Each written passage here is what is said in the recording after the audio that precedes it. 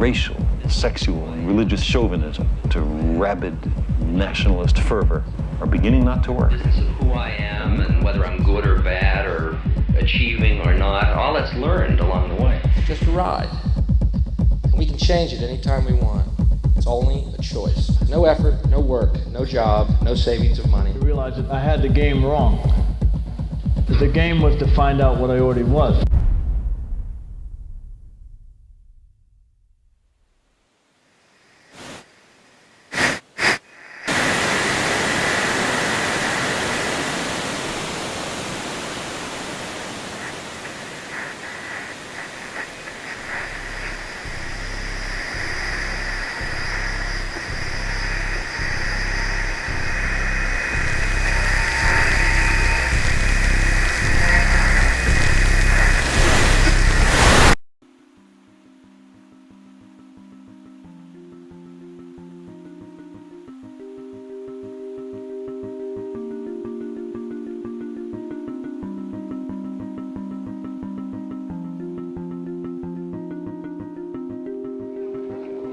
We were saying how very important it is to bring about in the human mind the radical revolution. The crisis is a crisis in consciousness, a crisis that cannot anymore accept the old norms, the old patterns, the ancient traditions. And considering what the world is now, with all the misery, conflict, destructive brutality, aggression, and so on, man is still as he was. He's still brutal, violent, aggressive, acquisitive, competitive, and he has built a society along these lines.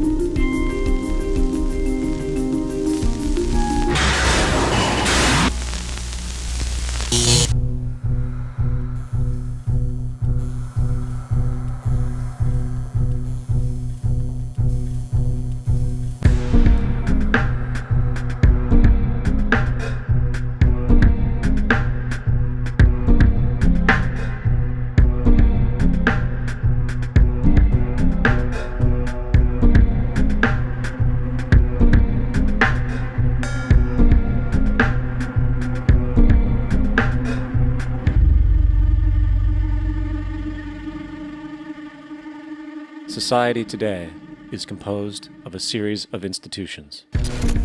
From political institutions, legal institutions, religious institutions, to institutions of social class, familial values, and occupational specialization. It is obvious the profound influence these traditionalized structures have in shaping our understandings and perspectives. Yet, of all the social institutions we are born into, directed by, and conditioned upon, there seems to be no system as taken for granted and misunderstood as the monetary system. Taking on nearly religious proportions, the established monetary institution exists as one of the most unquestioned forms of faith there is. How money is created, the policies by which it is governed, and how it truly affects society are unregistered interests of the great majority of the population.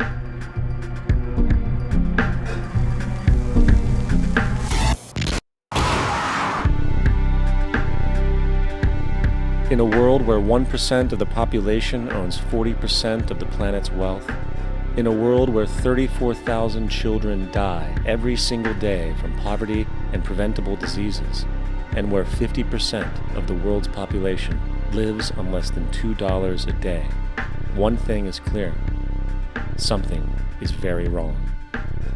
And whether we are aware of it or not, the lifeblood of all of our established institutions, and thus society itself, is money. Therefore, understanding this institution of monetary policy is critical to understanding why our lives are the way they are. Unfortunately, economics is often viewed with confusion and boredom. Endless streams of financial jargon, coupled with intimidating mathematics, quickly deters people from attempts at understanding it.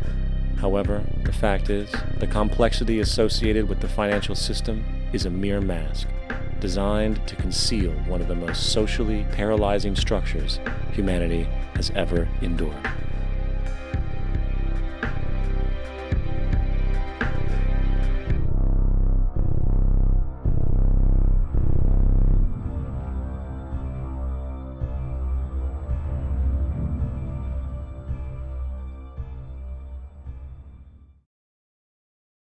A number of years ago, the Central Bank of the United States, the Federal Reserve, produced a document entitled Modern Money Mechanics. This publication detailed the institutionalized practice of money creation as utilized by the Federal Reserve and the web of global commercial banks it supports. On the opening page, the document states its objective. The purpose of this booklet is to describe the basic process of money creation in a fractional reserve banking system. It then proceeds to describe this fractional reserve process through various banking terminology, a translation of which goes something like this. The United States government decides it needs some money, so it calls up the Federal Reserve and requests, say, $10 billion. The Fed replies, saying, sure, we'll buy $10 billion in government bonds from you. So the government takes some pieces of paper, paints some official-looking designs on them, and calls them treasury bonds. Then it puts a value on these bonds to the sum of $10 billion and sends them over to the Fed. In turn, the people at the Fed draw up a bunch of impressive pieces of paper themselves, only this time calling them Federal Reserve notes, also designating a value of $10 billion to the set. The Fed then takes these notes and trades them for the bonds. Once this exchange is complete, the government then takes the $10 billion in Federal Reserve notes and deposits it into a bank account. And upon this deposit, the paper notes officially become legal tender money, adding $10 billion to the U.S. money supply. And there it is. $10 billion in new money has been created. Of course, this example is a generalization, for, in reality, this transaction would occur electronically, with no paper used at all. In fact, only 3% of the U.S. money supply exists in physical currency. The other 97% essentially exists in computers alone. Now, government bonds are, by design, instruments of debt, and when the Fed purchases these bonds, with money it essentially created out of thin air, the government is actually promising to pay back that money to the Fed. In other words, the money was created out of debt. This mind-numbing paradox of how money or value can be created out of debt or a liability will become more clear as we further this exercise. So, the exchange has been made and now $10 billion sits in a commercial bank account. Here's where it gets really interesting. For as based on the fractional reserve practice, that $10 billion deposit instantly becomes part of the bank's reserves, just as all deposits do. And regarding reserve requirements, as stated in Modern Money Mechanics, a bank must maintain legally required reserves equal to a prescribed percentage of its deposits. It then quantifies this by stating, under current regulations, the reserve requirement against most transaction accounts is 10%. This means that with a $10 billion deposit, 10%, or $1 billion, is held as the required reserve, while the other $9 billion is considered an excessive reserve and can be used as the basis for new loans. Now, it is logical to assume that this $9 billion is literally coming out of the existing $10 billion deposit. However, this is actually not the case. What really happens is that the $9 billion is simply created out of thin air on top of the existing $10 billion deposit. This is how the money supply is expanded. As stated in modern money mechanics, of course they, the banks, do not really pay out loans from the money they receive as deposits. If they did this, no additional money would be created. What they do when they make loans is to accept promissory notes, loan contracts, in exchange for credits, money, to the borrower's transaction accounts.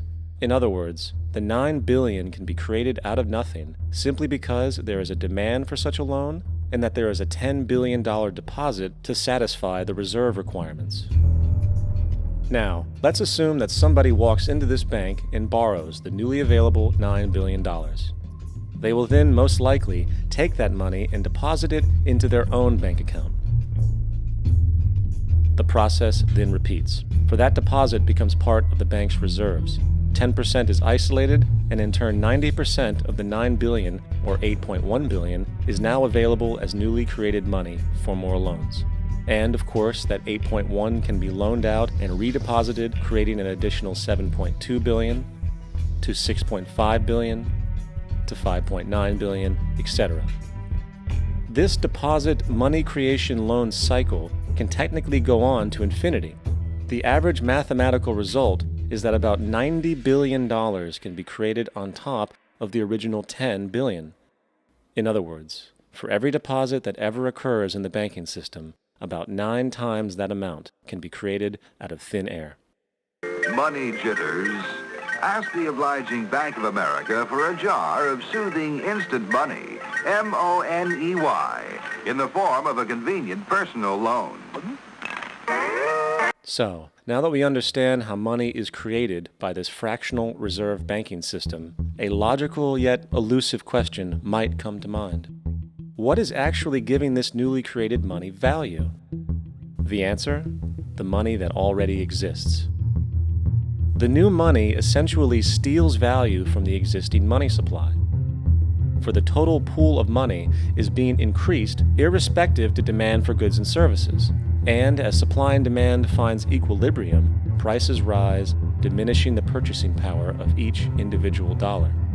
This is generally referred to as inflation, and inflation is essentially a hidden tax on the public. What is the advice that you generally get? And that is inflate the currency. They don't say debase the currency. They don't say devalue the currency. They don't say cheat the people who are saved.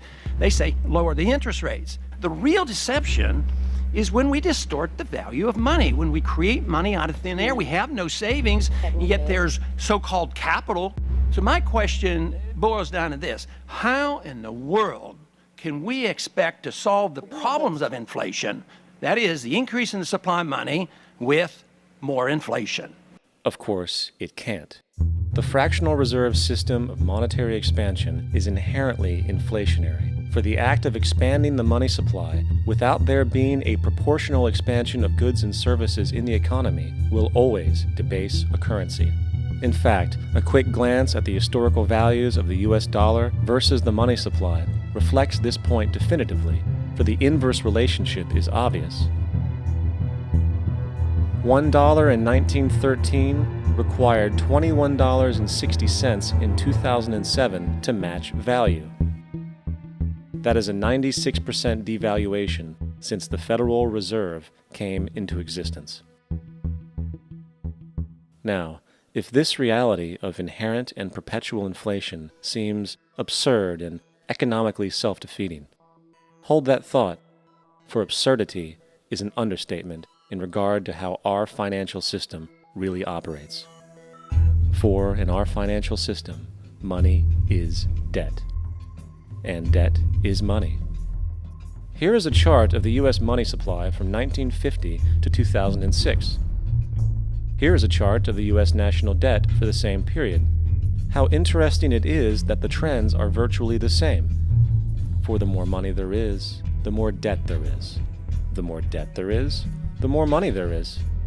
To put it a different way, every single dollar in your wallet is owed to somebody by somebody. For remember, the only way the money can come into existence is from loans. Therefore, if everyone in the country were able to pay off all debts, including the government, there would not be $1 in circulation.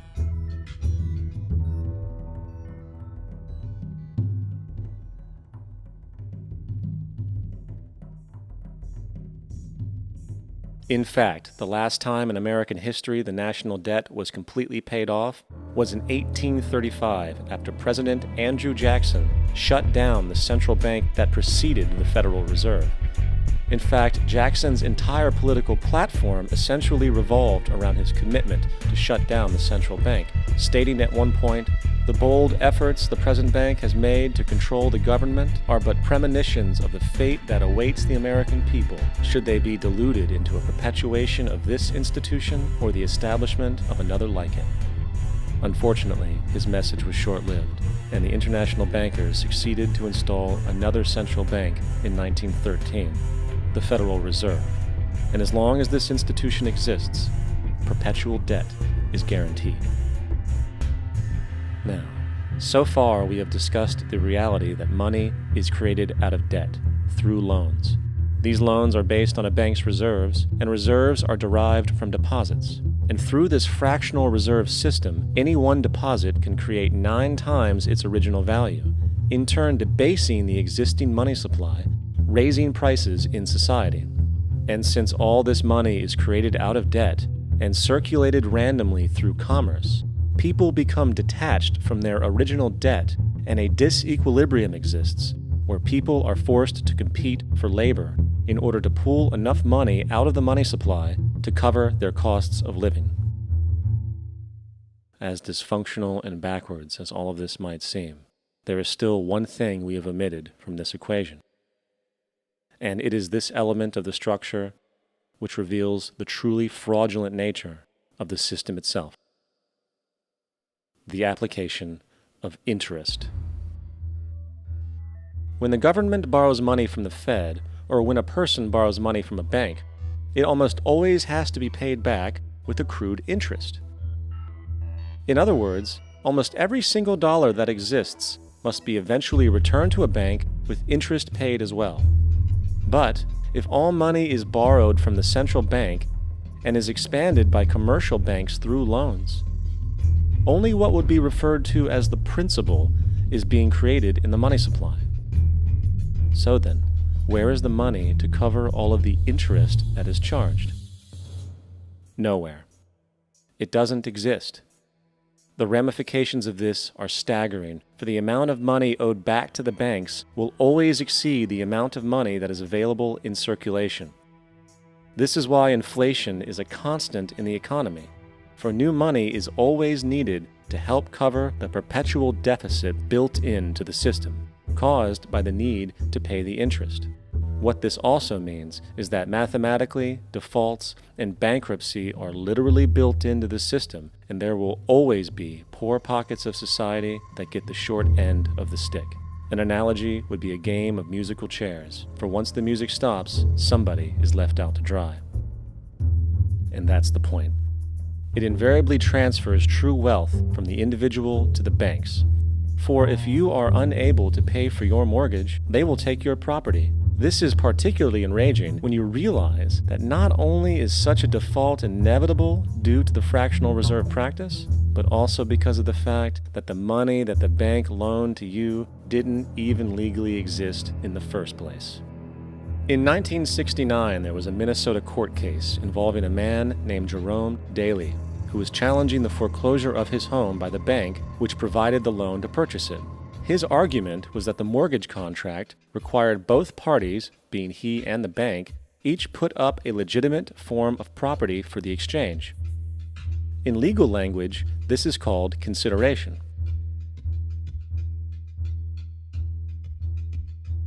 Mr. Daley explained that the money was, in fact, not the property of the bank, for it was created out of nothing as soon as the loan agreement was signed. Remember what modern money mechanics stated about loans? What they do when they make loans is to accept promissory notes in exchange for credits. Reserves are unchanged by the loan transactions, but deposit credits constitute new additions to the total deposits of the banking system. In other words, the money doesn't come out of their existing assets. The bank is simply inventing it, putting up nothing of its own, except for a theoretical liability on paper. As the court case progressed, the bank's president, Mr. Morgan, took the stand, and in the judge's personal memorandum, he recalled that, The plaintiff, bank's president, admitted that, in combination with the Federal Reserve Bank, did create the money and credit upon its books by bookkeeping entry. The money and credit first came into existence when they created it. Mr. Morgan admitted that no United States law or statute existed which gave him the right to do this. A lawful consideration must exist and be tendered to support the note. The jury found that there was no lawful consideration, and I agree. He also poetically added, "Only God can create something of value out of nothing." And upon this revelation, the court rejected the bank's claim for foreclosure, and Daley kept his home. The implications of this court decision are immense.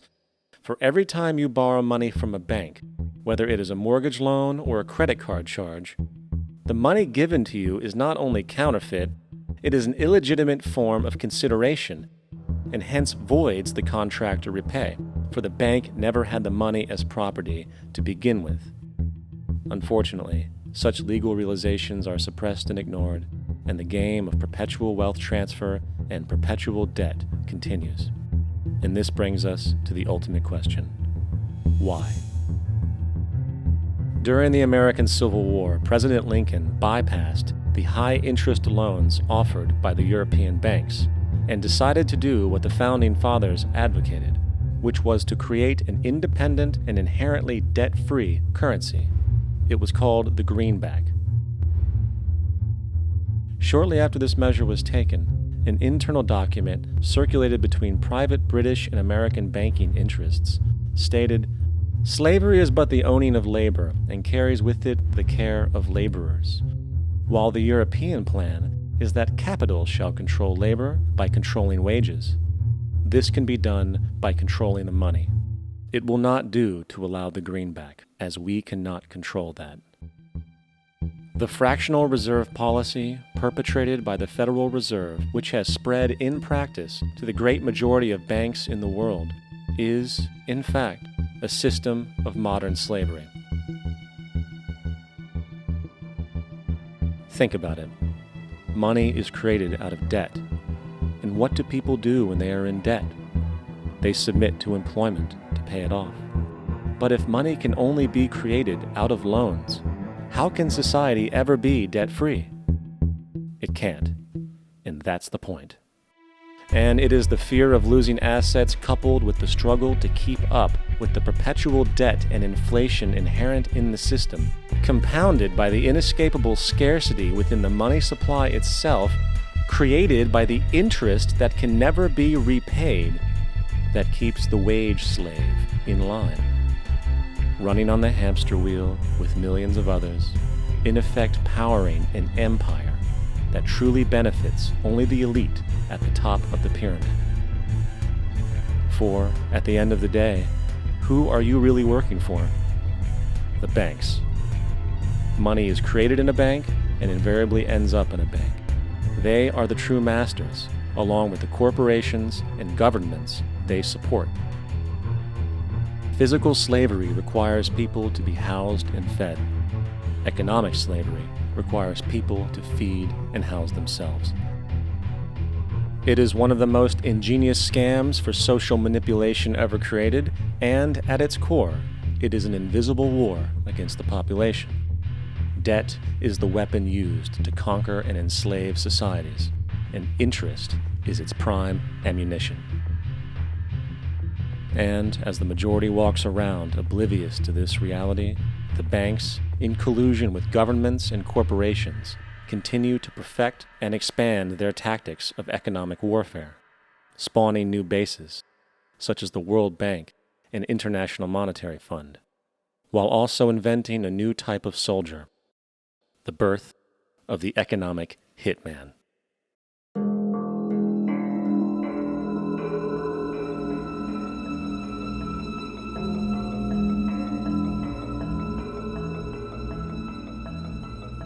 We economic hitmen really have been the ones responsible for creating this first truly global empire. And we work many different ways.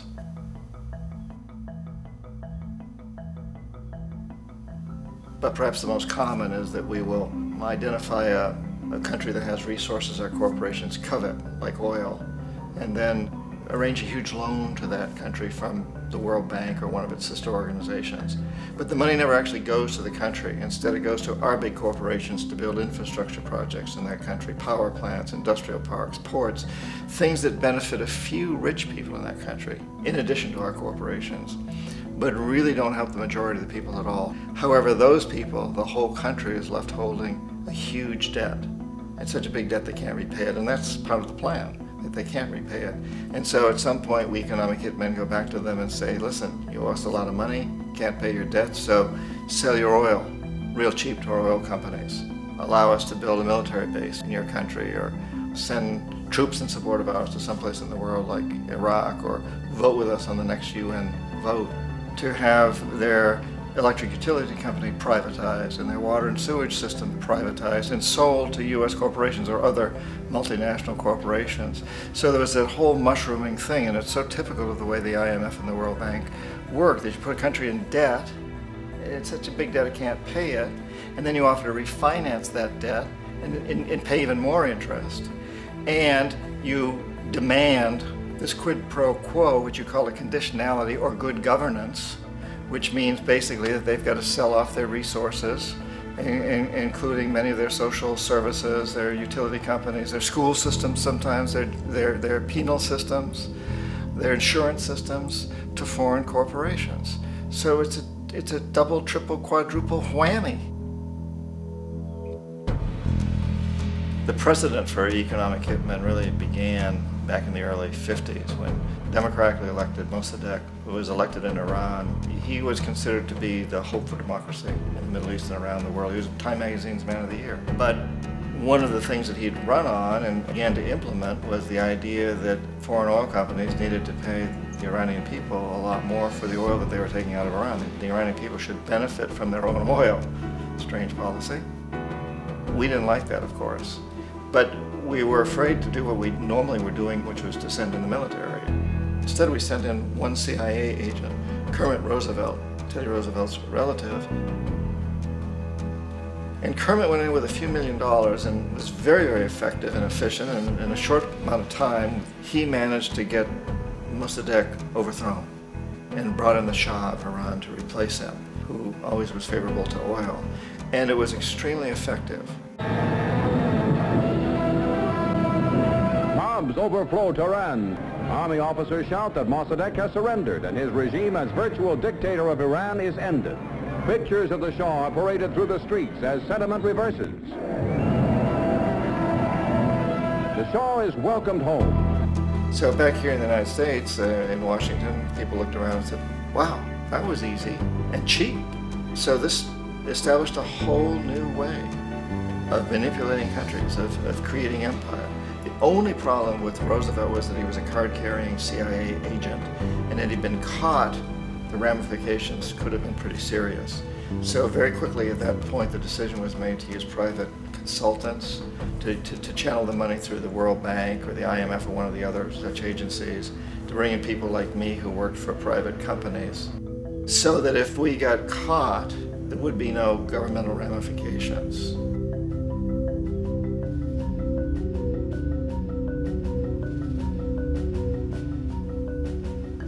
When Arbenz became president of Guatemala, the country was very much under the thumbs of United Fruit Company, the big international corporations. And Arbenz ran on this ticket that says, you know, we want to get the land back to the people. And once he took power, he was implementing policies that would do exactly that, give land rights back to the people. United Fruit didn't like that very much. And so they hired a public relations firm, launched a huge campaign in the United States to convince the United States people, the citizens of the United States, and the press of the United States, and the Congress of the United States, that Arbenz was a Soviet puppet, and that if we allowed him to stay in power, the Soviets would have a foothold in this hemisphere. And that at that point in time was a huge fear on everybody's mind, the Red Terror, the Communist terror. And so, to make a long story short, out of this public relations campaign came a commitment on the part of the CIA and the military to take this man out. And in fact, we did. We sent in planes, we sent in soldiers, we sent in jackals, we sent everything in to take him out, and did take him out. And as soon as he was removed from office, the new guy that took over after him basically reinstated everything to the big international corporations, including United Fruit.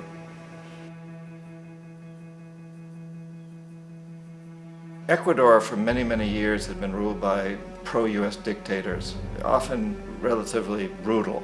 Then it was decided that they were going to have a truly democratic election. Jaime Roldos ran for office, and his main goal, he said, as president would be to make sure that Ecuador's resources were used to help the people. And he won, overwhelming, by more votes than anybody had ever won anything in Ecuador. And he began to implement these policies to make sure that the profits from oil went to help the people. Well, we didn't like that in the United States. I was sent down as one of several economic hitmen to change Roldos, to corrupt him, to bring him around, to let him know, okay, you can get very rich, you and your family, if you play our game, but if you continue to try to keep these policies you've promised, you're going to go. He wouldn't listen. He was assassinated. As soon as the plane crashed, the whole area was cordoned off. The only people allowed in were U.S. military from a nearby base and some of the Ecuadorian military. When an investigation was launched, 2 of the key witnesses died in car accidents before they had a chance to testify. A lot of very, very strange things that went on around the assassination of Jaime Roldos. I, like most people who've really looked at this case, have absolutely no doubt that it was an assassination. And of course, in my position as an economic hitman, I was always expecting something to happen to Jaime, whether it be a coup or assassination, I wasn't sure, but that he would be taken down because he was not being corrupted. He would not allow himself to be corrupted the way we wanted to corrupt him. Omar Torrijos, president of Panama, was one of my favorite people. I really, really liked him. He was very charismatic. He was a guy who really wanted to help his country. And when I tried to bribe him or corrupt him, he said, look, John, he called me Juanito. He said, look, Juanito, I don't need the money. What I really need is for my country to be treated fairly. I need for the United States to repay the debts that you owe my people for all the destruction you've done here. I need to be in a position where I can help other Latin American countries win their independence and be free of this terrible presence from the north that you people are exploiting us so badly. I need to have the Panama Canal back in the hands of the Panamanian people. That's what I want. And so, leave me alone. Don't try to bribe me. It was 1981, and in May, Jaime Roldos was assassinated. And Omar was very aware of this. Torrijos got his family together and he said, I'm probably next, but it's okay because I've done what I came here to do. I've renegotiated the canal. The canal will now be in our hands. He just finished negotiating the treaty with Jimmy Carter.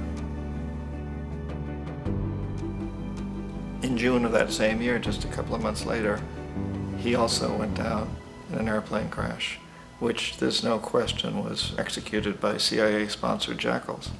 Tremendous amount of evidence that one of Torrijos' security guards handed him at the last moment as he was getting on the plane a tape recorder, a small tape recorder that contained a bomb.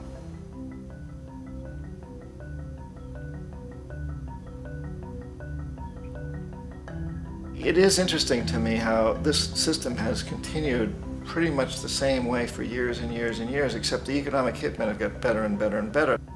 Then we come up with, very recently, what happened in Venezuela. In 1998, Hugo Chavez gets elected president, following a long line of presidents who had been very corrupt and basically destroyed the economy of the country. And Chavez was elected amidst all that. Chavez stood up to the United States, and he's done it primarily demanding that Venezuelan oil be used to help the Venezuelan people. Well, we didn't like that in the United States. So in 2002, a coup was staged, which there's no question in my mind, and most other people's minds, that the CIA was behind that coup.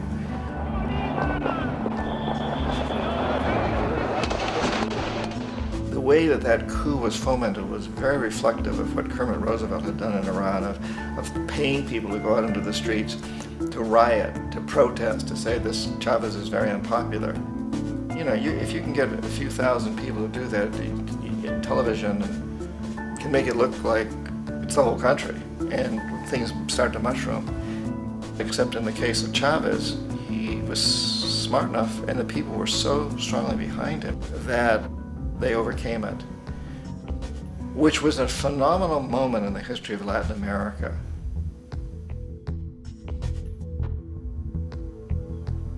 Iraq actually is a perfect example of the way the whole system works. So we economic hitmen are the first line of defense. We go in and we try to corrupt governments and get them to accept these huge loans, which we then use as leverage to basically own them. If we fail, as I failed in Panama with Omar Torrijos and in Ecuador with Jaime Roldos, men who refused to be corrupted, then the second line of defense is we send in the jackals. And the jackals either overthrow governments or they assassinate.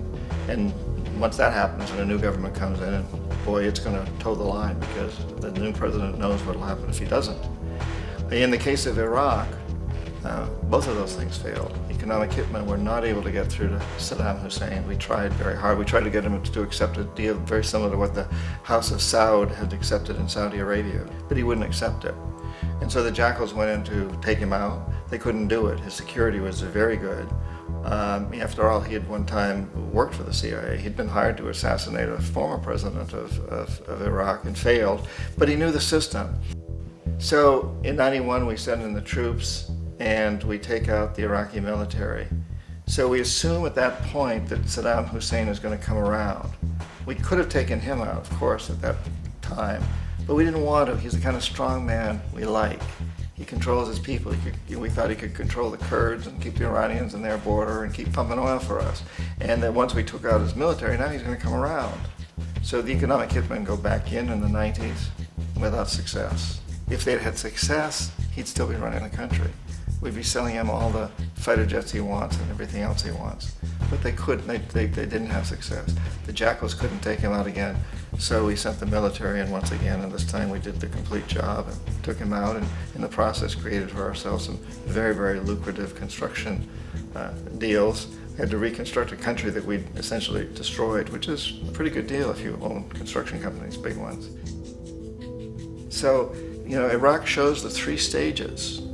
The economic hitmen failed there, the jackals failed there, and as a final measure, the military goes in. And in that way, we've really created an empire, but we've done it very, very subtly. It's clandestine. All the empires of the past were built on the military, and everybody knew they were building them. So the British knew they were building them, the French, the Germans, the Romans, the Greeks. And they were proud of it, and they always had some excuse like spreading civilization, spreading some religion, something like that. But they knew they were doing it. We don't. The majority of the people in the United States have no idea that we're living off the benefits of a clandestine empire, that today there's more slavery in the world than ever before. And then you have to ask yourself, well, if it's an empire, then who's the emperor?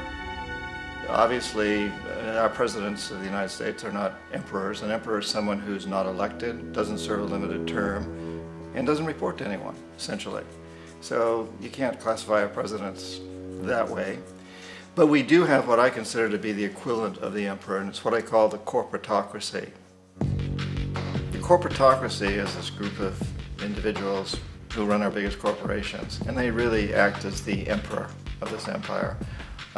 They control our media, either through direct ownership or advertising.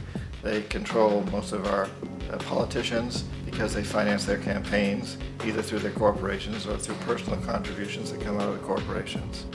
They're not elected, they don't serve a limited term, they don't report to anybody. And at the very top of the corporatocracy, you really can't tell whether a person's working for a private corporation or the government because they're always moving back and forth. So, you've got a guy who one moment is the president of a big construction company like Halliburton, and the next moment he's vice president of the United States, or the president who is in the oil business. And this is true whether you've got Democrats or Republicans in the office. You have them moving back and forth through the revolving door. And in a way, our government is invisible a lot of the time, and its policies are carried out by our corporations on one level or another. And then again, the policies of the government are basically forged by the corporatocracy and then presented to the government. They become government policy. So it's an incredibly cozy relationship. This isn't a conspiracy theory type of thing. These people don't have to get together and plot to do things. They all basically work under one primary assumption, and that is that they must maximize profits regardless of the social and environmental costs.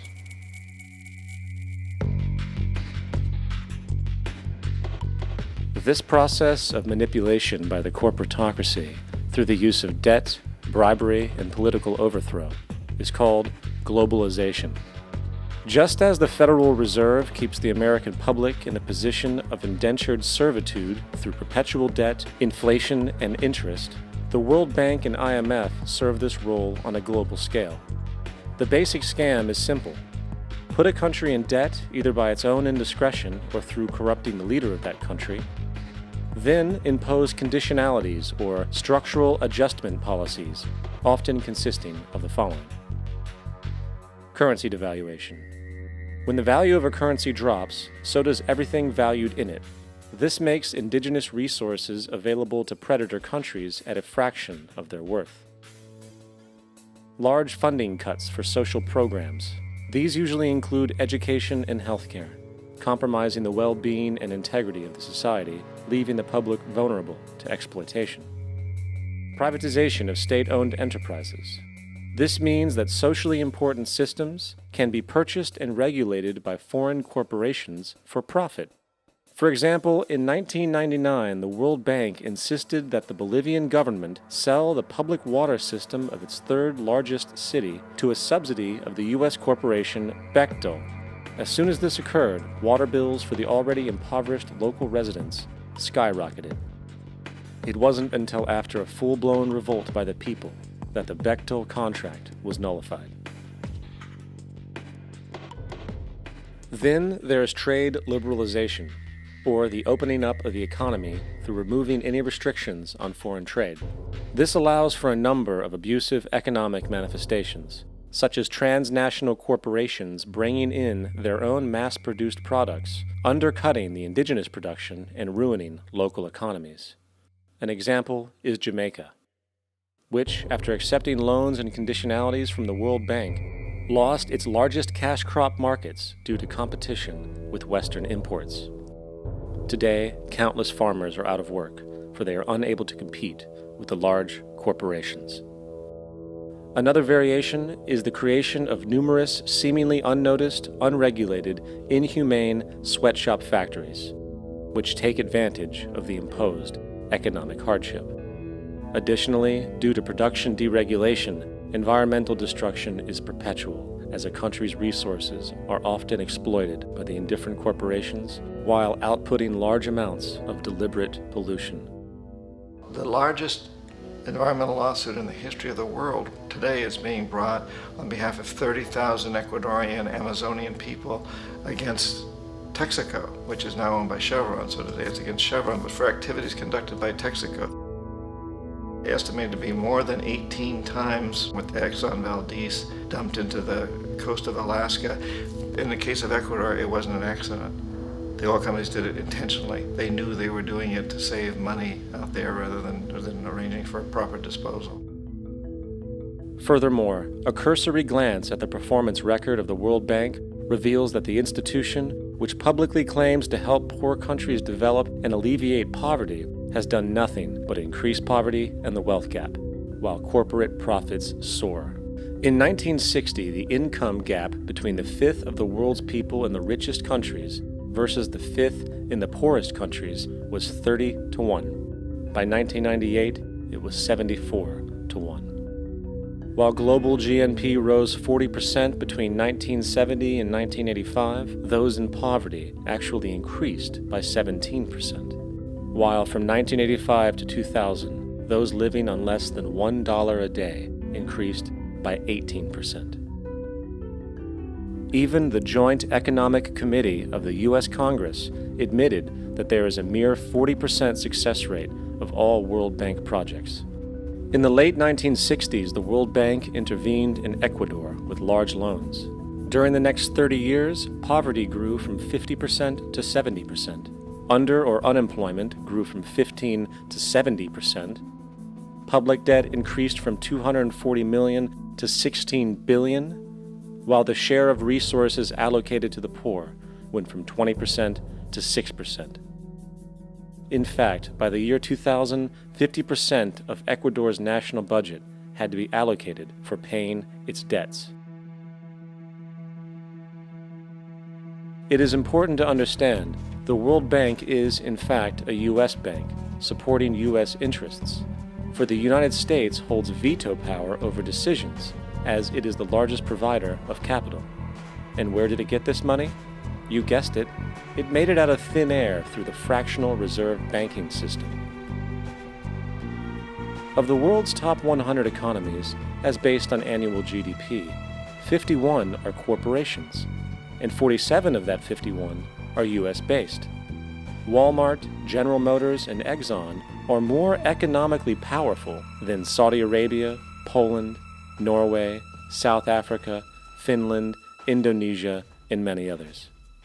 And as protective trade barriers are broken down, currencies tossed together and manipulated in floating markets, and state economies overturned in favor of open competition and global capitalism, the empire expands. You get up on your little 21-inch screen and howl about America and democracy. There is no America. There is no democracy.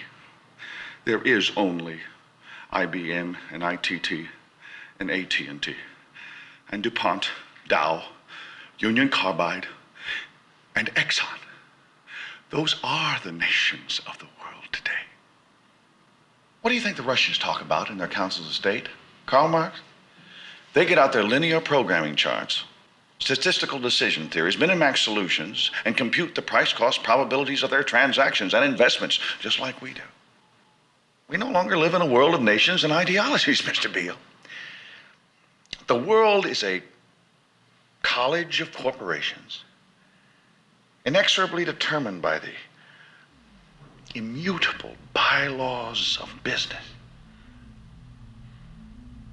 The world is a business, Mr. Beale.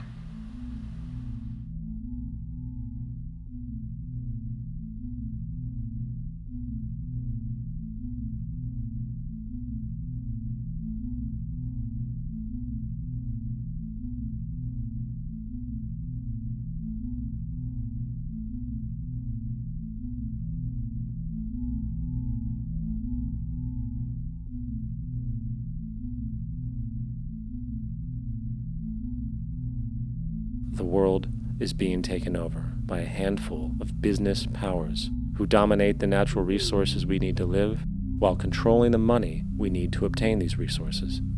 The end result will be world monopoly, based not on human life, but financial and corporate power. And as the inequality grows, naturally more and more people are becoming desperate.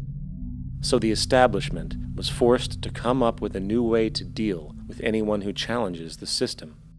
So they gave birth to the terrorist. The term terrorist is an empty distinction, designed for any person or group who chooses to challenge the establishment. This isn't to be confused with the fictional Al-Qaeda, which was actually the name of a computer database for the US-supported Mujahideen in the 1980s.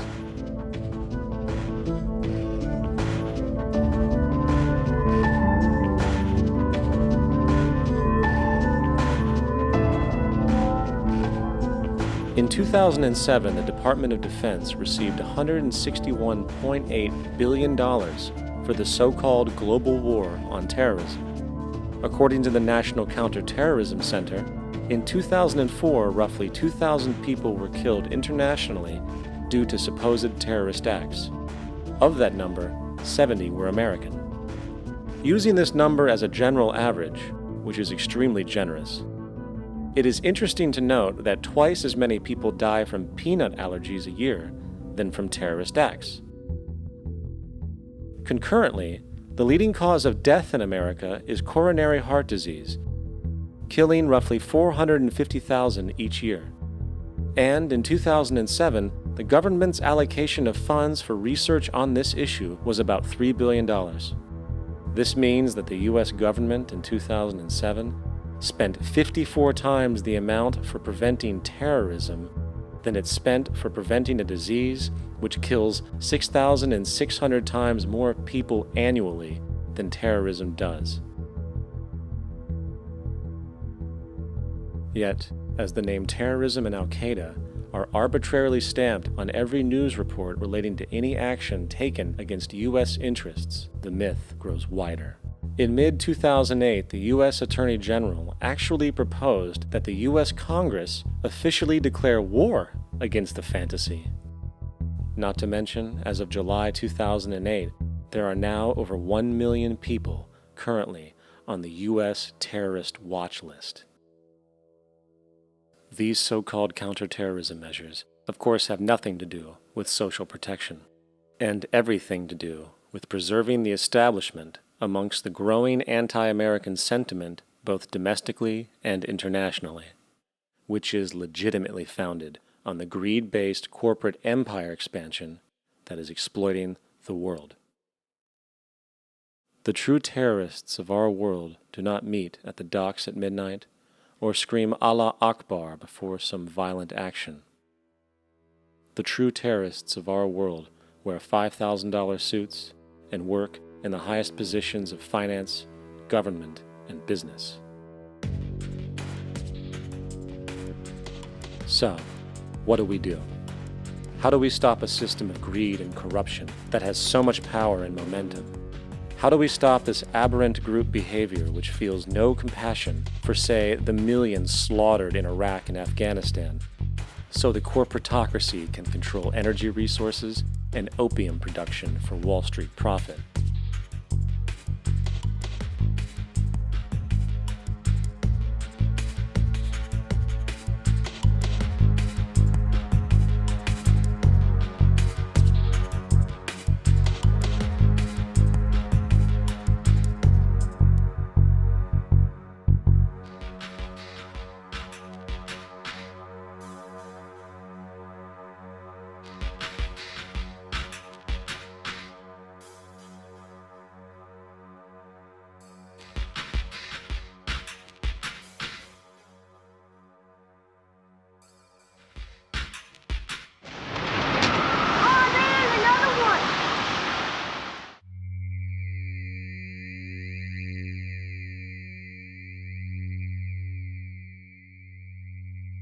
How do we stop a system of greed and corruption that condemns poor populations to sweatshop slavery for the benefit of Madison Avenue? Or that engineers false flag terror attacks for the sake of manipulation? Or that generates built-in modes of social operation which are inherently exploitative? Or that systematically reduces civil liberties and violates human rights in order to protect itself from its own shortcomings? How do we deal with the numerous covert institutions, such as the Council on Foreign Relations, the Trilateral Commission, and the Bilderberg Group, and other undemocratically elected groups which, behind closed doors, collude to control the political, financial, social, and environmental elements of our lives? In order to find the answer, we must first find the true underlying cause. For the fact is, the selfish, corrupt, power, and profit-based groups are not the true source of the problem. They are symptoms.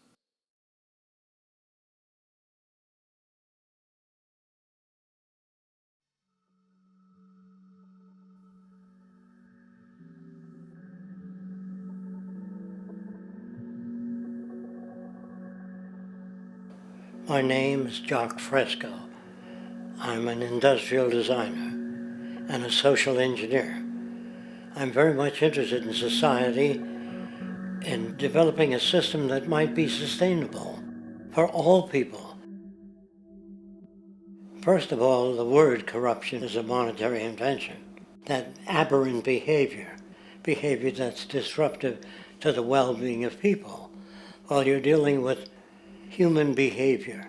And human behavior appears to be environmentally determined, meaning If you were raised by the Seminole Indians as a baby, never saw anything else, you'd hold that value system. And this goes for nations, it goes for individuals, for families. They try to indoctrinate their children to their particular faith and their country and make them feel like they're part of that. And they build a society which they call established. They establish a workable point of view and tend to perpetuate that, whereas all societies are really emergent, not established. And so they fight new ideas that would interfere with the establishment. Governments try to perpetuate that which keeps them in power. People are not elected to political office to change things. They're put there to keep things the way they are. So you see, the basis of corruption is in our society. Let me make it clear. All nations, then, are basically corrupt because they tend to uphold existing institutions.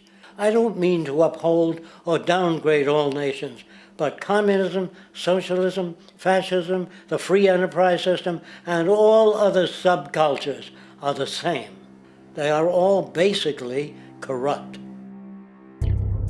The most fundamental characteristic of our social institutions is the necessity for self-preservation. Whether dealing with a corporation, a religion, or a government, the foremost interest is to preserve the institution itself. For instance, the last thing an oil company would ever want is the utilization of energy that was outside of its control, for it makes that company less relevant to society. Likewise, the Cold War and the collapse of the Soviet Union was, in reality, a way to preserve and perpetuate the established economic and global hegemony of the United States. Similarly, religions condition people to feel guilty for natural inclinations, each claiming to offer the only path to forgiveness and salvation.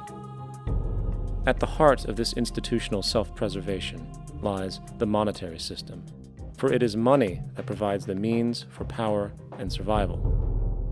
Therefore, just as a poor person might be forced to steal in order to survive, it is a natural inclination to do whatever is needed to continue an institution's profitability. This makes it inherently difficult for profit-based institutions to change, for it puts in jeopardy not only the survival of large groups of people, but also the coveted materialistic lifestyles associated with affluence and power. Therefore, the paralyzing necessity to preserve an institution, regardless of its social relevance, is largely rooted in the need for money or profit.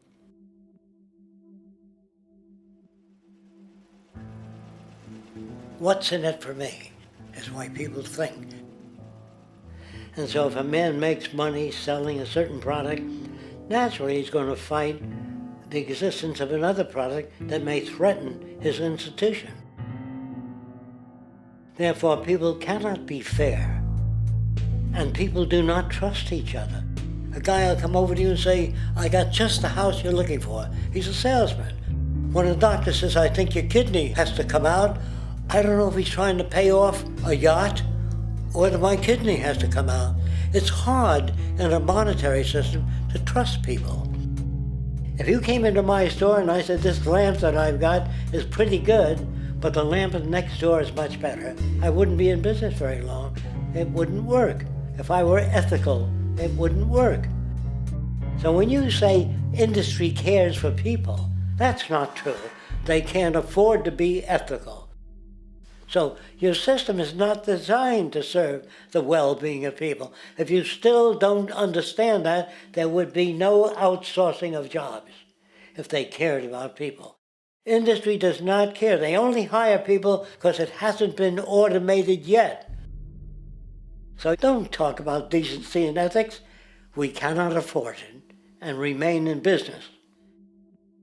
It is important to point out that regardless of the social system, whether fascist, socialist, capitalist, or communist, the underlying mechanism is still money, labor, and competition. Communist China is no less capitalistic than the United States. The only difference is the degree by which the state intervenes in enterprise. The reality is that monetaryism, so to speak, is the true mechanism that guides the interests of all the countries on the planet. The most aggressive and hence dominant variation of this monetarism is the free enterprise system.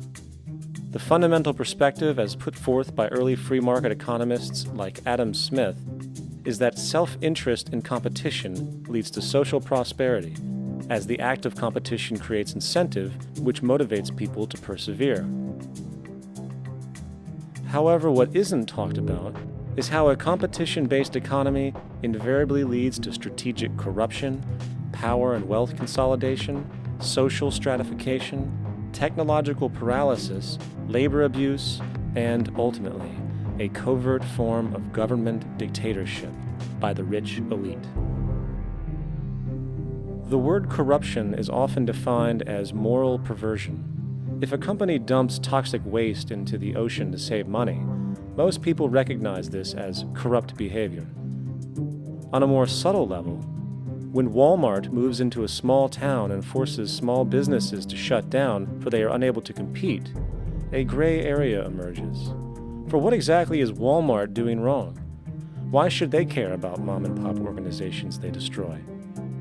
Yet, even more subtly, when a person gets fired from their job because a new machine has been created which can do the work for less money, people tend to just accept that as the way it is, not seeing the inherent corrupt inhumanity of such an action. Because the fact is, whether it is dumping toxic waste, having a monopoly enterprise, or downsizing the workforce, the motive is the same: profit. They are all different degrees of the same self-preserving mechanism, which always puts the well-being of people second to monetary gain. Therefore, corruption is not some byproduct of monetarism. It is the very foundation. And while most people acknowledge this tendency on one level or another, the majority remains naive as to the broad ramifications of having such a selfish mechanism as the guiding mentality in society. Internal documents show that after this company positively, absolutely knew that they had a medication that was infected with the AIDS virus, they took the product off the market in the U.S. and then they dumped it in France, Europe, Asia, and Latin America. The U.S. government allowed it to happen. The FDA allowed this to happen. And now the government is completely looking the other way. Thousands of innocent hemophiliacs have died from the AIDS virus. This company knew absolutely that it was infected with AIDS. They dumped it because they wanted to turn this disaster into a profit. So you see, you have built-in corruption. We're all chiseling off each other, and you can't expect decency in that sort of thing. And feeling that, they don't know who to elect. They think in terms of a democracy, which is not possible in a monetary-based economy. If you have more money to advertise your position, the position you desire in government, that isn't a democracy. It serves those in positions of differential advantage. So it's always a dictatorship of the elitists, the financially wealthy.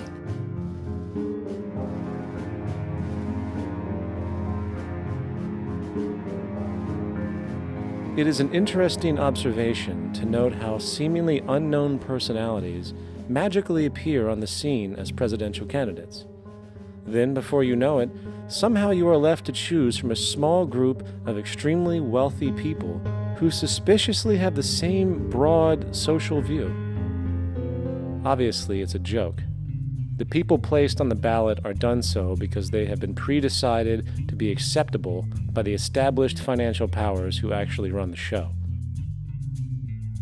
Yet, many who understand this illusion of democracy often think, if only we could just get our honest, ethical politicians in power, then we would be okay.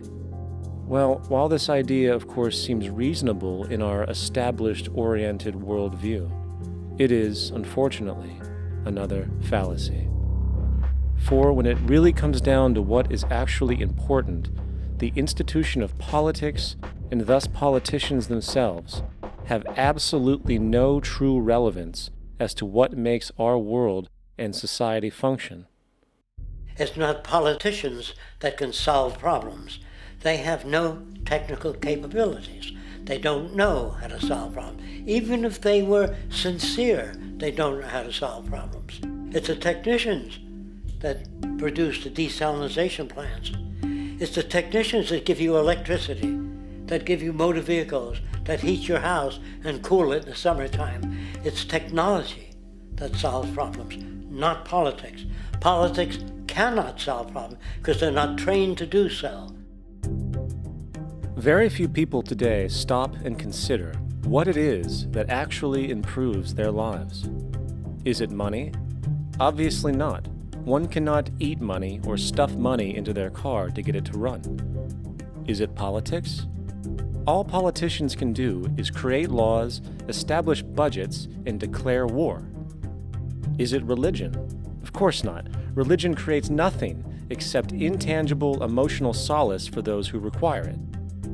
The true gift that we as human beings have, which has been solely responsible for everything that has improved our lives, is technology. What is technology? Technology is a pencil which allows one to solidify ideas on paper for communication. Technology is an automobile which allows one to travel faster than feet would allow. Technology is a pair of eyeglasses which enables sight for those who need it. Applied technology itself is merely an extension of human attributes which reduces human effort, freeing humans from a particular chore or problem. Imagine what your life would be like today without a telephone, or an oven, or a computer, or an airplane.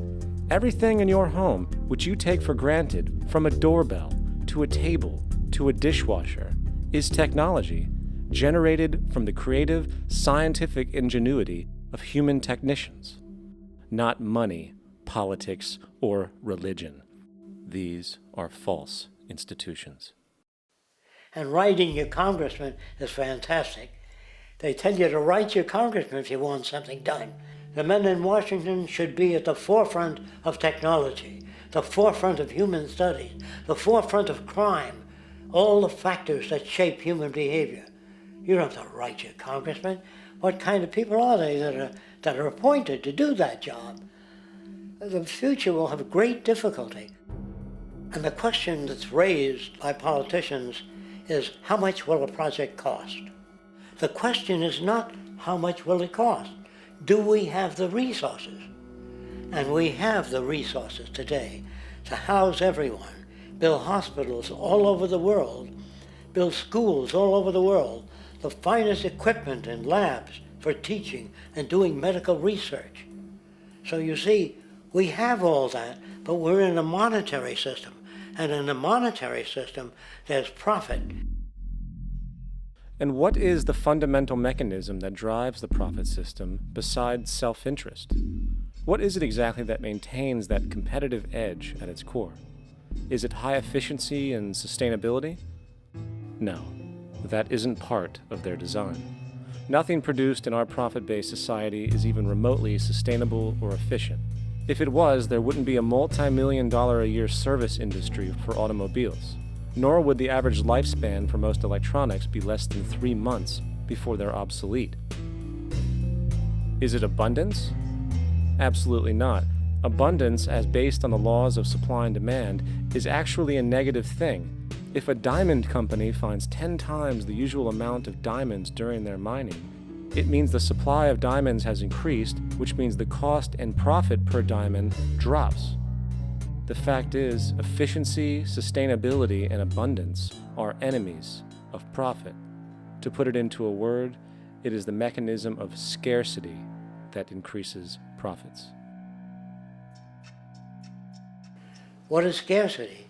Based on keeping products valuable. Slowing up production on oil raises the price. Maintaining scarcity of diamonds keeps the price high. They burn diamonds at the Kimberley diamond mines. They're made of carbon. That keeps the price up. So then, what does it mean for society when scarcity, either produced naturally or through manipulation, is a beneficial condition for industry?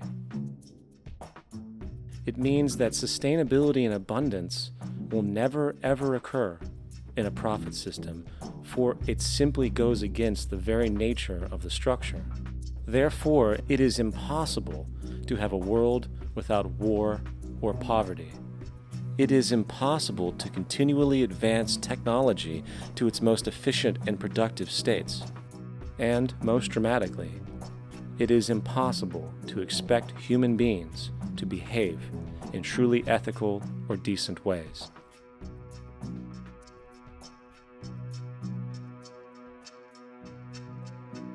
People use the word instinct because they can't account for the behavior. They sit back and they evaluate with their lack of knowledge, and they say things like, humans are built a certain way, greed is a natural thing, as though they've worked for years on it, and it's no more natural than wearing clothing. What we want to do is to eliminate the causes of the problems, eliminate the processes that produce greed and bigotry and prejudice and people taking advantage of one another and elitism, eliminating the need for prisons and welfare. We have always had these problems because we have always lived within scarcity and barter and monetary systems that produce scarcity. If you eradicate the conditions that generate what you call socially offensive behavior, it does not exist. The guy said, well, isn't that inborn? No, it's not. There is no human nature, there's human behavior, and that's always been changed throughout history. You're not born with bigotry and greed and corruption and hatred. You pick that up within the society. War, poverty, corruption, hunger, misery, human suffering will not change in a monetary system. That is, there'll be very little significant change. It's going to take the redesign of our culture, our values, and it has to be related to the carrying capacity of the earth, not some human opinion or some politician's notions of the way the world ought to be, or some religious notions of the conduct of human affairs. And that's what the Venus Project is about.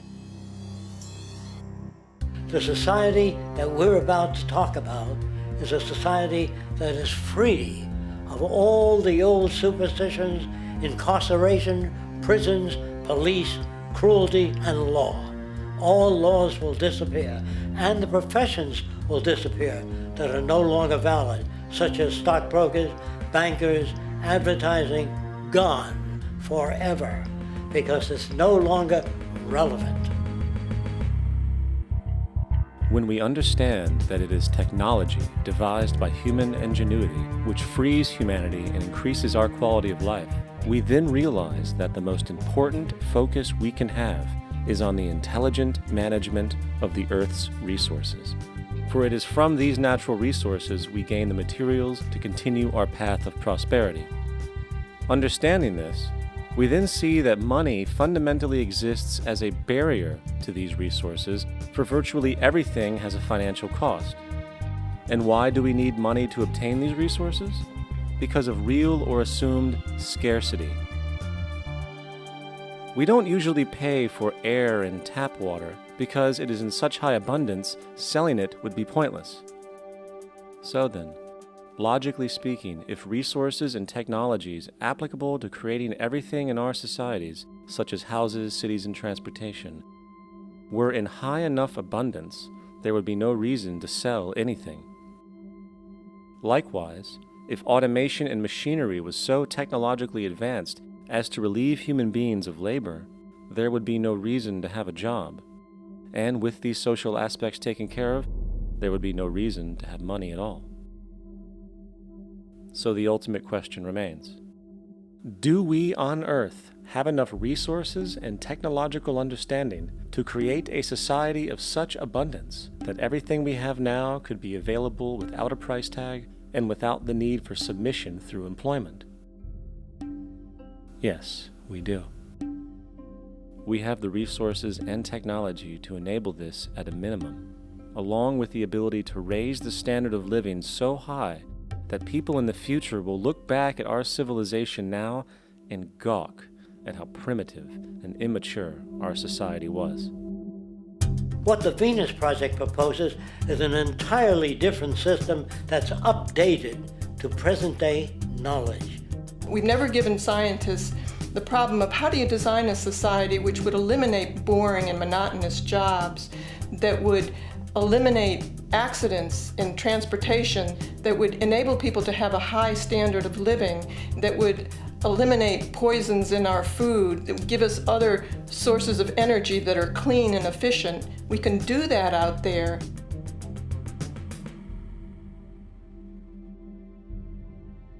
The major difference between a resource-based economy and a monetary system is that a resource-based economy is really concerned with people and their well-being, where a monetary system has become so distorted that the concerns of the people are really secondary, if they're there at all.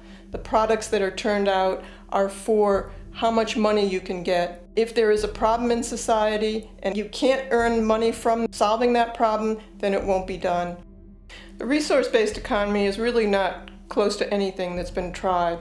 And with all our technology today, we can create abundance. It could be used to improve everyone's lifestyle. Abundance all over the world if we use our technology wisely and maintain the environment.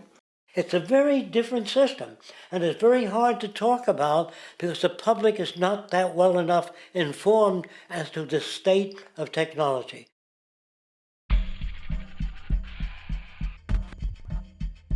At present, we don't have to burn fossil fuels. We don't have to use anything that would contaminate the environment. There are many sources of energy available. Alternative energy solutions pushed by the establishment, such as hydrogen, biomass, and even nuclear, are highly insufficient, dangerous, and exist only to perpetuate the profit structure that industry has created. When we look beyond the propaganda and self-serving solutions put forth by the energy companies, we find a seemingly endless stream of clean, abundant, and renewable energy for generating power. Solar and wind energy are well known to the public, but the true potential of these mediums remains unexpressed.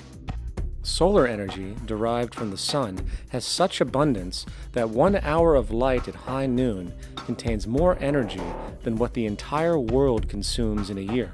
If we could capture 1/100% of this energy, the world would never have to use oil, gas, or anything else. The question then is not availability, but the technology to harness it. And there are many advanced mediums today which could accomplish just that, if they were not hindered by the need to compete for market share with the established energy power structures. Then there's wind energy. Wind energy has long been denounced as weak, and due to being location-driven, impractical. This is simply not true. The U.S. Department of Energy admitted in 2007 that if wind was fully harvested in just 3 of America's 50 states, it could power the entire nation. And then there are the rather unknown mediums of tidal and wave power. Tidal power is derived from tidal shifts in the ocean. Installing turbines which capture this movement generates energy. In the United Kingdom, 42 sites are currently noted as available, forecasting that 34% of all the UK's energy could come from tidal power alone. Wave power, which extracts energy from the surface motions of the ocean, is estimated to have a global potential of up to 80,000 terawatt-hours a year. This means 50% of the entire planet's energy usage could be produced from this medium alone. Now, it is important to point out that tidal, wave, solar, and wind power requires virtually no preliminary energy to harness, unlike coal, oil, gas, biomass, hydrogen, and all the others. In combination, these 4 mediums alone, if efficiently harnessed through technology, could power the world forever. That being said, there happens to be another form of clean, renewable energy which trumps them all: geothermal power. Geothermal energy utilizes what is called heat mining, which, through a simple process using water, is able to generate massive amounts of clean energy. In 2006, an MIT report on geothermal energy found that 13,000 zettajoules of power are currently available in the Earth, with the possibility of 2,000 zettajoules being easily tappable with improved technology. The total energy consumption of all the countries on the planet is about half of a zettajoule a year. This means about 4,000 years of planetary power could be harnessed in this medium alone. And when we understand that the Earth's heat generation is constantly renewed, this energy is really limitless and could be used forever. These energy sources are only a few of the clean, renewable mediums available, and as time goes on, we will find more. The grand realization is that we have total energy abundance without the need for pollution, traditional conservation, or in fact, a price tag. And what about transportation? The prevailing means of transportation in our societies is by automobile and aircraft, both of which predominantly need fossil fuels to run. In the case of the automobile, the battery technology needed to power an electric car that can go over 100 miles an hour for over 200 miles on one charge exists, and has existed for many years. However, due to battery patents controlled by the oil industry, which limits their availability to maintain market share, coupled with political pressure from the energy industry, the accessibility and affordability of this technology is limited. There is absolutely no reason other than pure, corrupt profit interest that every single vehicle in the world cannot be electric and utterly clean, with zero need for gasoline. As far as airplanes, it is time we realize that this means of travel is inefficient, cumbersome, slow, and causes far too much pollution. This is a maglev train. It uses magnets for propulsion. It is fully suspended by a magnetic field and requires less than 2% of the energy used for plane travel. The train has no wheels, so nothing can wear out. The current maximum speed of versions of this technology, as used in Japan, is 361 miles per hour. However, this version of the technology is very dated. An organization called ET3, which has connections with the Venus Project, has established a tube-based maglev that can travel up to 4,000 miles per hour in a motionless, frictionless tube, which can go over land or underwater. Imagine going from LA to New York for an extended lunch break, or from Washington, D.C. to Beijing, China in 2 hours. This is the future of continental and intercontinental travel, fast, clean, with only a fraction of the energy usage we use today for the same means. In fact, between maglev technology, advanced battery storage, and geothermal energy, there would be no reason to ever burn fossil fuels again. And we can do this now if we were not held back by the paralyzing profit structure. Now, America is inclined toward fascism. It has a propensity by its dominant philosophy and religion to uphold the fascist point of view. American industry is essentially a fascist institution. If you don't understand that, the minute you punch that time clock, you walk into a dictatorship. We're given notions about the respectability of work, and I really look at it as being paid slavery. They're brought up to believe that you shall earn your living by the sweat of your brow. That holds people back, freeing people from drudgery, repetitive jobs which make them ignorant. You rob them. In our society, that is a resource-based economy, machines free people. You see, we can't imagine that because we've never known that kind of world. If we look back at history, we see a very clear pattern of machine automation slowly replacing human labor. From the disappearance of the elevator man to the near full automation of an automobile production plant, the fact is, as technology grows, the need for humans in the workforce will continually be diminished. This creates a serious clash, which proves the falseness of the monetary-based labor system. For human employment is in direct competition with technological development. Therefore, given the fundamental priority of profit by industry, people through time will be continually laid off and replaced by machine. When industry takes on the machine, instead of shortening the workday, they downsize. You lose your job, so you have a right to fear machines. In a high-technology, resource-based economy, it is conservative to say that about 90% of all current occupations could be phased out by machines, freeing humans to live their life without servitude, for this is the point of technology itself. And through time, with nanotechnology and other highly advanced forms of science, it is not far-fetched to see how even complex medical procedures could be performed by machines as well, and based on the pattern, with much higher success rates than humans get today. The path is clear, but our monetary-based structure, which requires labor for income, blocks this progress, for humans need jobs in order to survive.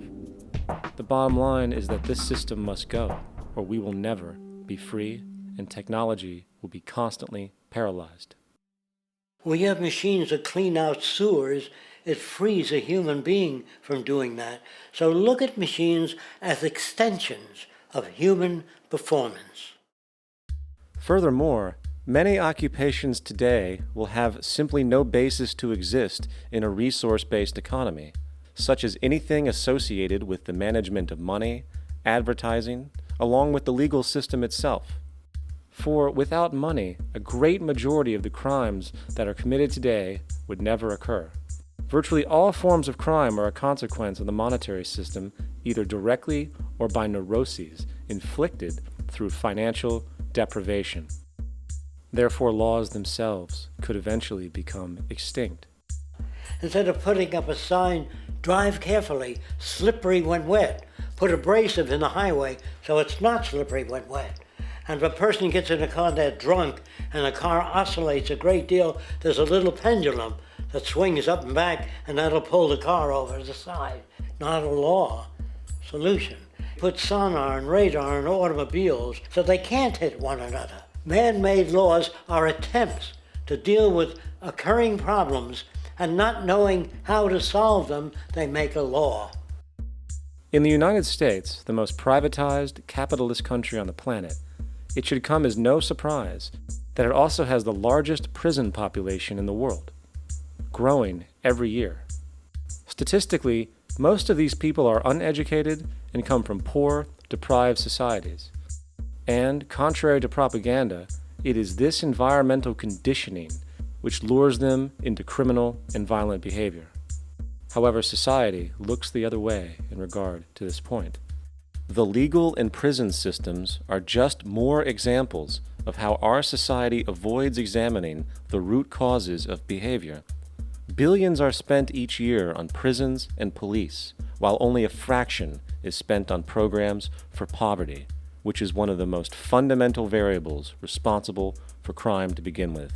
And as long as we have an economic system which prefers and in fact creates scarcity and deprivation, crime will never go away.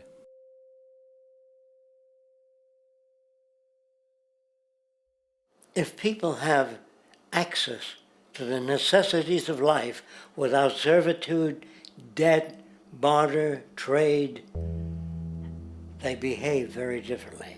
You want all these things available without a price tag. Now then, you gotta have a price tag. Well, what'll motivate people? Man gets everything he wants, he just lay around in the sun. This is the myth they perpetuate. People in our culture are trained to believe that the monetary system produces incentive. If they have access to things, why should they want to do anything?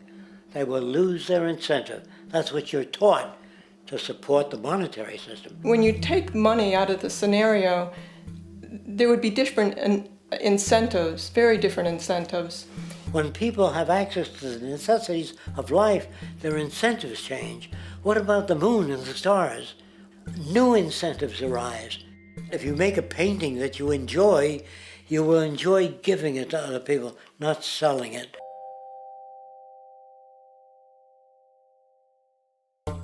I think most of the education that I've seen today is essentially producing a person for a job. It's very specialized. They're not generalists. People don't know a lot about a lot of different subjects.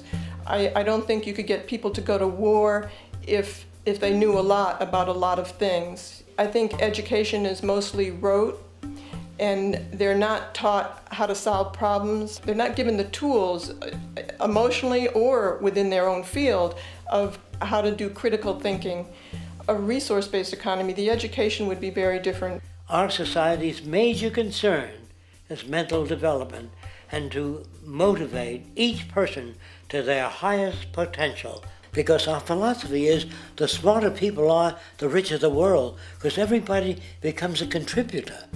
The smarter your kids are, the better my life will be, because they'll be contributing more constructively to the environment and to my life, because everything that we devise within a resource-based economy would be applied to society. There would be nothing to hold it back.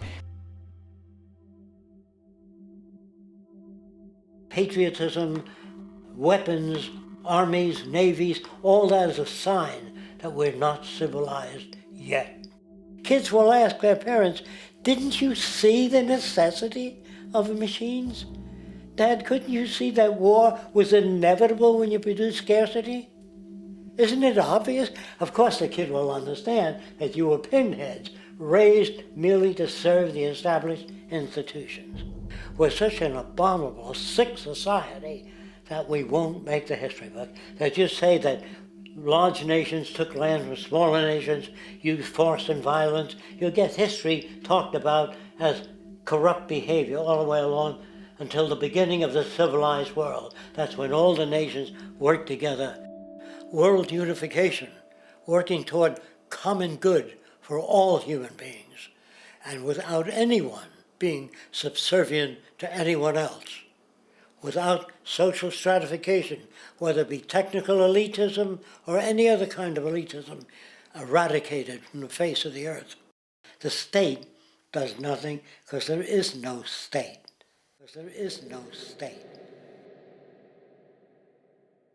The system I advocate, a resource-based global economy, is not perfect. It's just a lot better than what we have. We can never achieve perfection.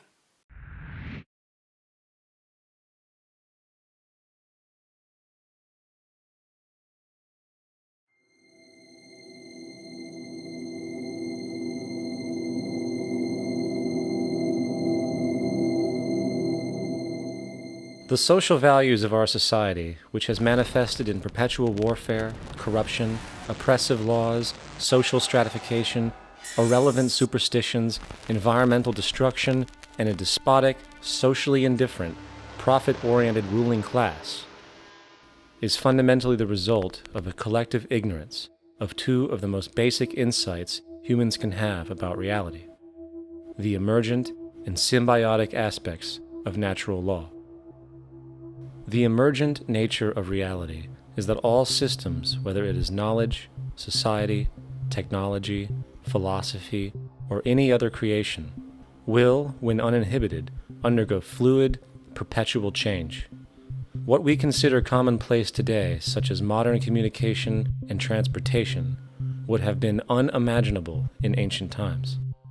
Likewise, the future will contain technologies, realizations, and social structures that we cannot even fathom in the present. We have gone from alchemy to chemistry, from a geocentric universe to a heliocentric, from believing that demons were the cause of illness to modern medicine. This development shows no sign of ending, and it is this awareness that aligns us and leads us on a continuous path to growth and progress. Static, empirical knowledge does not exist. Rather, it is the insight of the emergence of all systems we must recognize. This means we must be open to new information at all times, even if it threatens our current belief system and hence identities. Sadly, society today has failed to recognize this, and the established institutions continue to paralyze growth by preserving outdated social structures. Simultaneously, the population suffers from a fear of change, for their conditioning assumes a static identity, and challenging one's belief system usually results in insult and apprehension, for being wrong is erroneously associated with failure. when, in fact, to be proven wrong should be celebrated, for it is elevating someone to a new level of understanding, furthering awareness. The fact is, there is no such thing as a smart human being, for it is merely a matter of time before their ideas are updated, changed, or eradicated. And this tendency to blindly hold on to a belief system, sheltering it from new, possibly transforming information, is nothing less than a form of intellectual materialism. The monetary system perpetuates this materialism not only by its self-preserving structures, but also through the countless number of people who have been conditioned into blindly and thoughtlessly upholding these structures, therefore becoming self-appointed guardians of the status quo. Sheep, which no longer need a sheepdog to control them, for they control each other by ostracizing those who step out of the norm. This tendency to resist change and uphold existing institutions for the sake of identity, comfort, power, and profit is completely unsustainable and will only produce further imbalance, fragmentation, distortion, and invariably, destruction. It's time to change. From hunters and gatherers to the agricultural revolution to the industrial revolution, the pattern is clear. It is time for a new social system which reflects the understandings we have today. The monetary system is a product of a period of time where scarcity was a reality. Now, with the age of technology, it is no longer relevant to society. Gone with the aberrant behavior it manifests. Likewise, dominant worldviews, such as theistic religion, operate with the same social irrelevancy. Islam, Christianity, Judaism, Hinduism, and all of the others exist as barriers to personal and social growth, for each group perpetuates a closed worldview, and this finite understanding that they acknowledge is simply not possible in an emergent universe. Yet, religion has succeeded in shutting down the awareness of this emergence by instilling the psychological distortion of faith upon its followers, where logic and new information is rejected in favor of traditionalized, outdated beliefs. The concept of God is really a method of accounting for the nature of things. In the early days, people didn't know enough about how things formed, how nature worked, so they invented their own little stories. And they made God in their own image. A guy that gets angry. When people don't behave right, he creates floods and earthquakes. And they say it's an act of God. A cursory glance at the suppressed history of religion reveals that even the foundational myths themselves are emergent culminations, developed through influence over time. For example, a cardinal doctrine of the Christian faith is the death and resurrection of Christ. This notion is so important that the Bible itself states, "And if Christ be not risen, then is our preaching vain, and your faith is also vain." Yet it is very difficult to take this account literally, for not only is there no primary source denoting this supernatural event in secular history, awareness of the enormous number of pre-Christian saviors who also died and were resurrected immediately puts the story in mythological territory by association. Early church figures such as Tertullian went to great lengths to break these associations, even claiming that the devil caused the similarities to occur, stating in the 2nd century, "The devil, whose business is to pervert the truth, mimics the exact circumstance of the divine sacraments. He baptizes his believers and promises forgiveness of sins. He celebrates the oblation of bread and brings in the symbol of the resurrection. Let us therefore acknowledge the craftiness of the devil, who copied certain things of those that be divine."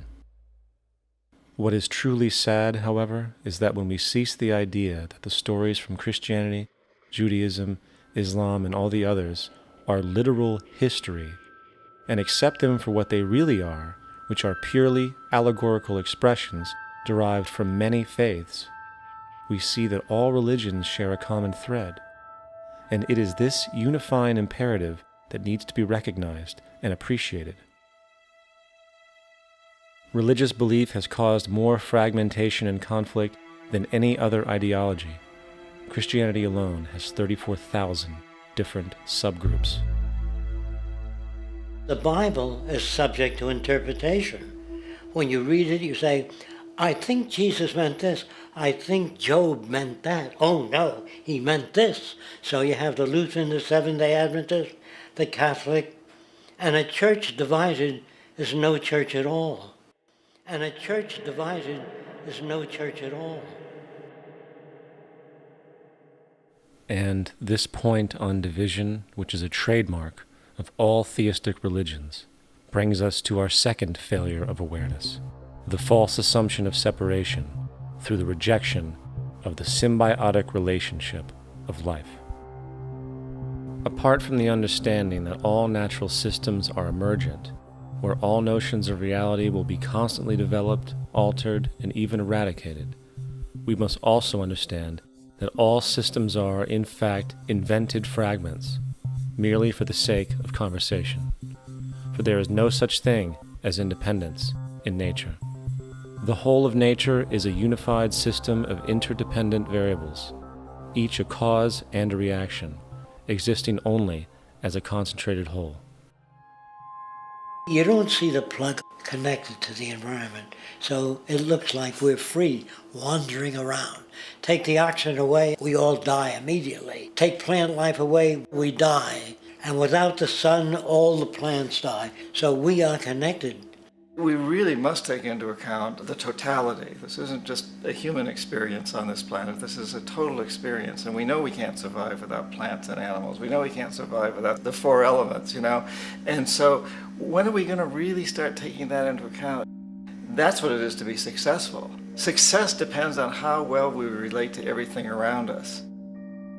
I'm very aware of the fact that my grandson cannot possibly hope to inherit a sustainable, peaceful, stable, socially just world unless every child today growing up in Ethiopia, in Indonesia, in Bolivia, in Palestine, in Israel also has that same expectation. You got to take care of the whole community or you're going to have serious problems.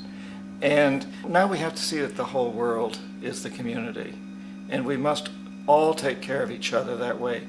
And it's not just a community of human beings. It's a community of plants and animals and elements. And we really need to understand that.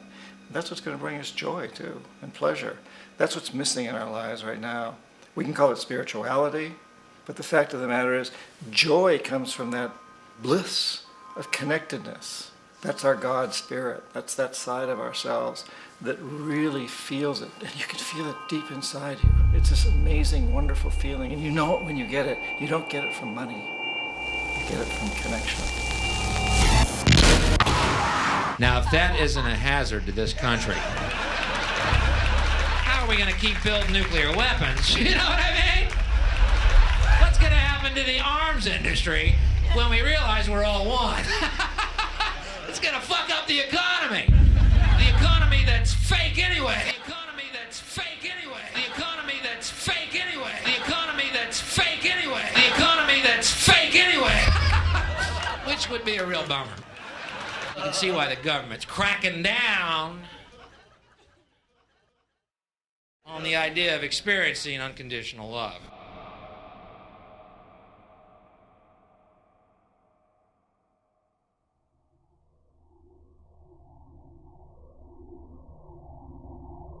Once we understand that the integrity of our personal existences are completely dependent on the integrity of everything else in our world, we have truly understood the meaning of unconditional love.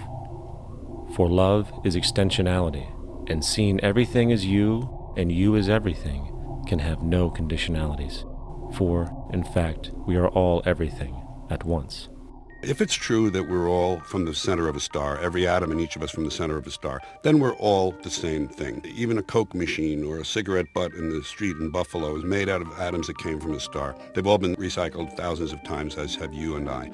And therefore, it's only me out there. So what is there to be afraid of? What is there that needs solace seeking? Nothing. There's nothing to be afraid of because it's all us. The trouble is we have been separated by being born and given a name and an identity and being individuated. We've been separated from the oneness, and that's what religion exploits, that people have this yearning to be part of the overall one again. So they exploit that. They call it God. They say he has rules. And I think it's cruel. I think you can do it absent religion.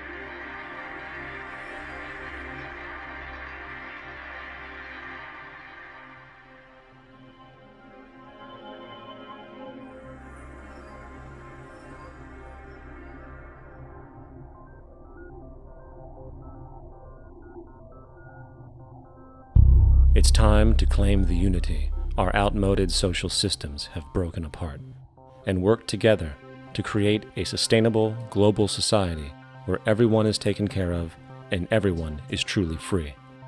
Your personal beliefs, whatever they may be, are meaningless when it comes to the necessities of life. Every human being is born naked, needing warmth, food, water, shelter. Everything else is auxiliary. Therefore, the most important issue at hand is the intelligent management of the Earth's resources. This can never be accomplished in a monetary system, for the pursuit of profit is the pursuit of self-interest, and therefore imbalance is inherent. Simultaneously, politicians are useless, for our true problems in life are technical, not political. Furthermore, ideologies that separate humanity, such as religion, need strong reflection in the community in regard to its value, purpose, and social relevancy. Hopefully, through time, religion will lose its materialism and basis in superstition and move into the useful field of philosophy. The fact is, society today is backwards, with politicians constantly talking about protection and security rather than creation, unity, and progress. The U.S. alone now spends about $500 billion annually on defense. That is enough to send every high school senior in America to a 4-year college. In the 1940s, the Manhattan Project produced the first true weapon of mass destruction. This program employed 130,000 people at an extreme financial cost. Imagine what our life would be like today if that group of scientists, instead of working on a way of killing people, worked on a way to create a self-sustaining, abundant world. Life today would be very, very different if that was their goal. Instead of weapons of mass destruction, it is time to unleash something much more powerful. Weapons of mass creation. Our true divinity is in our ability to create, and armed with the understanding of the symbiotic connections of life, while being guided by the emergent nature of reality, there is nothing we cannot do or accomplish. Of course, we face strong barriers in the form of established power structures that refuse to change. At the heart of these structures is the monetary system. As explained earlier, the fractional reserve policy is a form of slavery through debt, where it is literally impossible for society to be free. In turn, free market capitalism in the form of free trade uses debt to imprison the world and manipulate countries into subservience to a handful of large business and political powers. Apart from these obvious amoralities, the system itself is based on competition, which immediately destroys the possibility of large-scale collaborations for the common good, hence paralyzing any attempt at true global sustainability. These financial and corporate structures are now obsolete, and they must be outgrown. Of course, we cannot be naive enough to think that the business and financial elite are going to subscribe to this idea, for they will lose power and control. Therefore, peaceful yet highly strategic action must be taken. The most powerful course of action is simple. We have to alter our behavior to force the power structure to the will of the people. We must stop supporting the system. The only way the establishment will change is by our refusal to participate, while continuously acknowledging its endless flaws and corruptions. They're not going to give up the monetary system because of our designs of what we recommend. The system has to fail, and people have to lose confidence in their elected leaders. That will be a major turning point if the Venus Project is offered as a possible alternative. If not, I fear the consequences. The trends now indicate that our country is going bankrupt. The probability is our country will move toward a military dictatorship to prevent riots and complete social breakdown. Once the U.S. breaks down, all the other cultures will undergo similar things.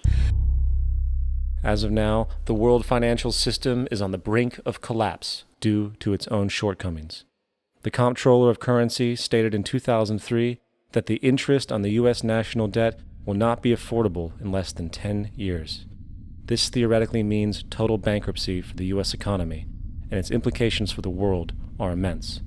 In turn, the fractional reserve-based monetary system is reaching its theoretical limits of expansion, and the banking failures you are seeing are just the beginning.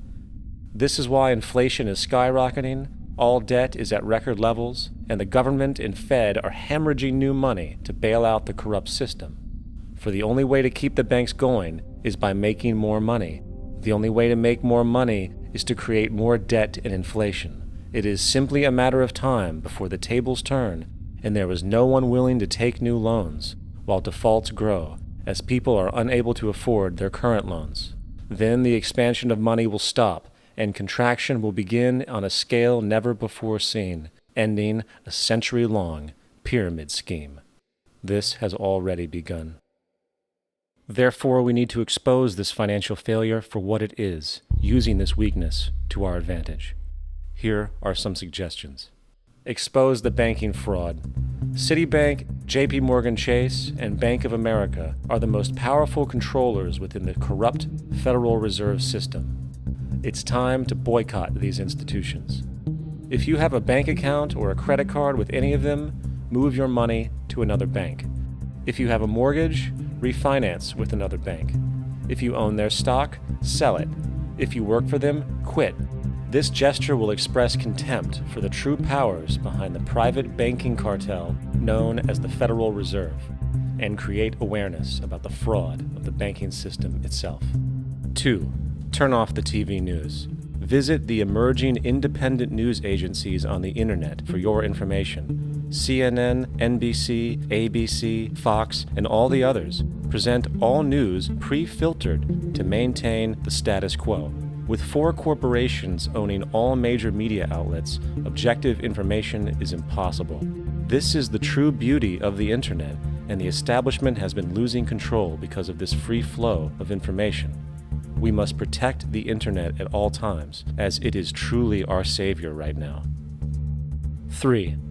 Don't ever allow yourself, your family, or anyone you know to ever join the military.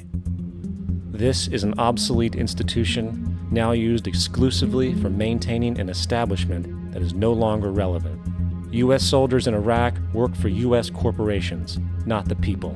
Propaganda forces us to believe that war is natural and the military is an honorable institution. Well, if war is natural, why are there 18 suicides every single day by American veterans who have post-traumatic stress disorder? If our military men and women are so honored, why is it that 25% of the American homeless population are veterans? 4. Stop supporting the energy companies. If you live in a detached house, get off the grid. Investigate every means of making your home self-sustainable with clean energy. Solar, wind, and other renewable energies are now affordable consumer realities, and considering the never-ending rising cost of traditional energies, it will likely be a cheaper investment over time. If you drive, get the smallest car you can, and consider using one of the many conversion technologies that can enable your car to be a hybrid, electric, or run on anything other than establishment fuels. 5. Reject the political system. The illusion of democracy is an insult to our intelligence. In a monetary system, there is no such thing as a true democracy, and there never was. We have two political parties owned by the same set of corporate lobbyists. They are placed in their positions by the corporations, with popularity artificially projected by their media. In a system of inherent corruption, the change of personnel every couple of years has very little relevance. Instead of pretending that the political game has any true meaning, focus your energy on how to transcend this failed system. And 6. Join the movement. Go to thezeitgeistmovement.com and help us create the largest mass movement for social change the world has ever seen. We must mobilize and educate everyone about the inherent corruption of our current world system, along with the only true sustainable solution, declaring all the natural resources on the planet as common heritage to all people, while informing everyone as to the true state of technology and how we can all be free if the world works together rather than fights. The choice lies with you. You can continue to be a slave to the financial system and watch the continuous wars, depressions, and injustice across the globe while placating yourself with vain entertainment and materialistic garbage. Or you can focus your energy on true, meaningful, lasting, holistic change, which actually has the realistic ability to support and free all humans with no one left behind. But in the end, the most relevant change must occur first inside of you.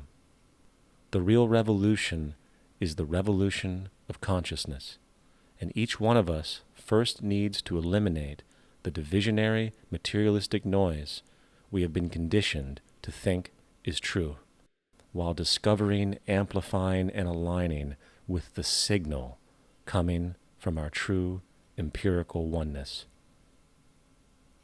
It is up to you. What we are trying in all these discussions and talks here is to see if we cannot radically bring about a transformation of the mind. Not accept things as they are, but to understand it, to go into it, to examine it, give your heart and your mind with everything that you have to find out a way of living differently.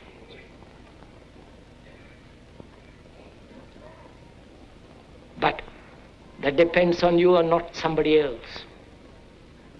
Because in this there is no teacher, no pupil, there is no leader, there is no guru, there is no master, no savior.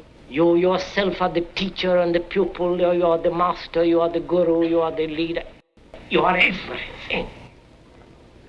And to understand is to transform what is.